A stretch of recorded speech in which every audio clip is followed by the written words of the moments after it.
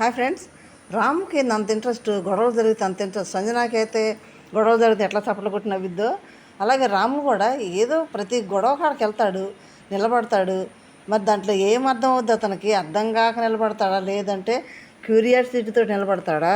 ఇది ఎట్లుందంటే ప్రతి గొడవ కాడికి వెళ్ళిపోయి వాళ్ళు ఏం గొడవ ఆడుతున్నారు ఏందనేది చక్కగా నిలబడి ఉంటాడు. మరి అర్థమయ్యిద్దో లేదో, అర్థం కాదో లేదో, ఫేస్ మాత్రం అర్థం కానట్టు పెడతాడు. ప్రతిదానికి అదిరిపోతాడు. చూడండి, ప్లేట్ ఎత్తుకుని ఎడ పరిగెత్తున్నాడు. అది ఊళ్ళల్లో కనుక గొడవలు ఆడుకుంటే తిని ప్లేట్ ఎత్తుకుని పరిగెత్తడం, తినేది పని చేస్తుంటే కూడా ఆపి గొడవలు ఏందో చూడటం. సేమ్ అలాగే మా రాము ఏం మారలేదబ్బా పాపం. చూడు, ఏ గొడవలన్నీ వినలేక చెవులు బొప్పు కడుతున్నట్టుండి పాపం అన్నీ అంటున్నాడు.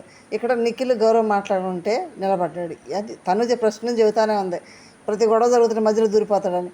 అక్కడ రీతు ఏడుస్తుంది. ఆ రీతు ఏడ్చే దగ్గర నవ్వుకుంటూ ఆవులిత్తూ కూర్చొని, పైగా రీతు చొక్కతోటి ఆటలాడి రీతుల్లో పుణుకొని ఏసి దాన్ని ఓదార్చుకోండి. ఏం చేస్తున్నాడు రాము? అయ్యో రాము తెలియక చేస్తాడో తెలియక చేయడో ఏం అర్థం కావట్లేదు. జుట్టు పిక్కుంటున్నాడు మళ్ళీ, ఏం అర్థం కాక. అర్థం కాదా మరి, వింటాడు మరి, ఏం అర్థం కావట్లేదు. చిన్న కామెంట్ చేయండి.